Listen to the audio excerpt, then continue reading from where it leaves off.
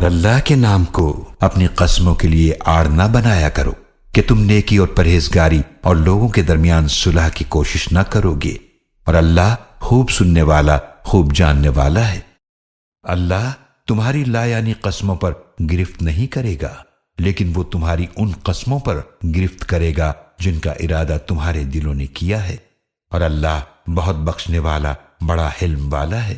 اللہ تمہاری لا یعنی بے مقصد قسموں پر مواخذہ نہیں کرے گا، لیکن وہ تمہارا ان قسموں پر مواخذہ کرے گا جو تم نے پختہ ارادے سے کھائی ہیں، تو اس کا کفارہ 10 مسکینوں کو کھانا کھلانا ہے، اس اوسط درجے کا جو تم اپنے گھر والوں کو کھلاتے ہو، یا انہیں لباس پہنانا، یا ایک غلام کو آزاد کرنا ہے۔ پھر جو یہ نہ پائے تو 3 دن کے روزے رکھے۔ یہ تمہاری قسموں کا کفارہ ہے جب تم قسم کھاؤ اور اسے توڑ دو، اور اپنی قسموں کی حفاظت کرو۔ اسی طرح اللہ اپنی آیات تمہارے لیے کھول کھول کر بیان فرماتا ہے تاکہ تم شکر ادا کرو۔